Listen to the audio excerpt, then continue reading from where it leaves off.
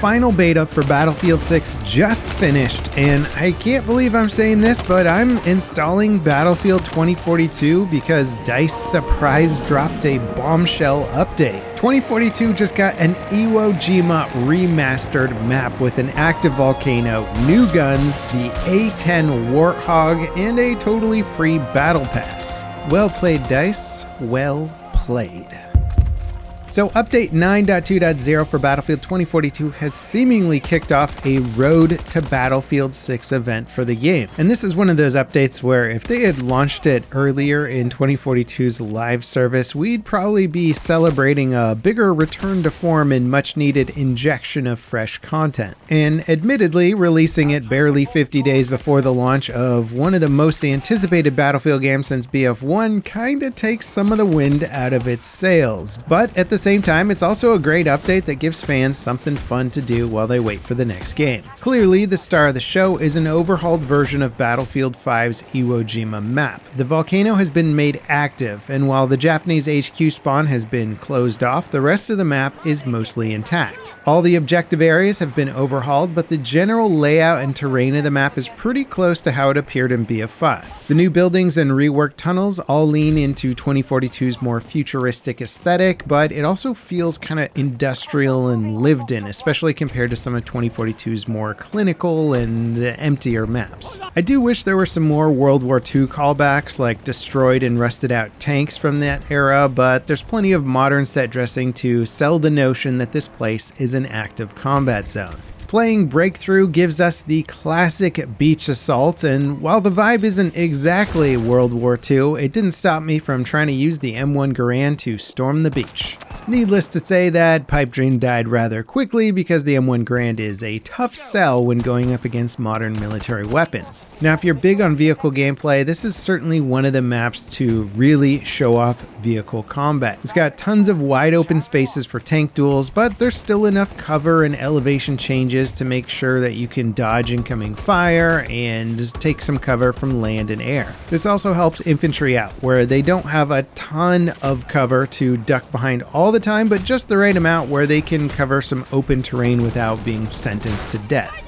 Now that said, both in Conquest and Breakthrough, the infantry experience is a bit chaotic. There's so many different directions that enemies can come from and barely enough solid cover to avoid a surprise fight. You mainly rely on elevation changes to break up the line of sight, and much like Battlefield 5's version of Iwo Jima, this is a long range and DMR user's paradise. Now, while this new map is certainly the main draw for the update, it also includes 2 new guns you can unlock and 2 new vehicles. We get the KFS 2000, which is basically the futuristic version of the iconic F2000. And if you played the open beta, you can also get the Lynx automatic anti-material rifle. The new vehicles are the iconic A10 Warthog and the SU-25TM Frogfoot. I honestly wouldn't be surprised if we're seeing these assets right now because they updated them for BF6 for the Firestorm map and are just tossing them in here because they can. Now the Battle Pass is totally free and actually has some pretty awesome cosmetics based on Battlefield 1, Battlefield 5, Battlefield 3, Battlefield 4, and even Bad Company 2. Normally I'm not super excited about cosmetics, but these ones are kind of dope. Most of the character cosmetics are pure nostalgia bait, and I really hope people utilize them a bit in game since they actually do help with some of the immersion and the visuals, since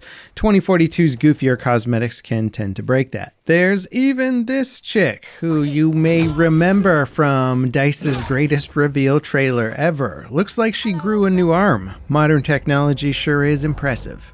Now, there's 60 tiers of Battle Pass, and you'll have until October 7th to unlock everything. There's weekly missions that you can complete to fast track the unlocks, and if you do all of them, you're basically guaranteed to finish the Battle Pass before it ends. There's also several cosmetic rewards for Battlefield 6 in the past that, if you unlock them, will give you skins for weapons, vehicles, and soldiers. And while I didn't get a chance to unlock the F2000 yet, the Lynx was automatically unlocked from the Battlefield 6 beta, and well, it's kind of weird. It's an anti-material rifle, so it's intended to take out vehicles, but it barely does any damage to them. Against soldiers, the insane recoil makes it almost a surprise if you actually hit your target. It's so bad I actually got a little motion sick trying to use the gun. That said, the high-powered rounds seem to do much more consistent damage against vehicles and infantry, so if you can stomach ranking it up and want an incredibly inefficient sniper rifle to play with, the Lynx is an option. I'd still pick one of the regular sniper rifles over it and leave the vehicle destruction to rocket launchers and, well, other vehicles. Now, getting back to Iwo Jima, I will say one major disappointment is the active volcano is mainly just an area effect, a thing that causes damage over time if you get too close to the lava flows. I was really hoping DICE would utilize some of its 2042 weather systems to, like shoot molten lava rocks out onto the map or do something a little bit more exciting, but yeah.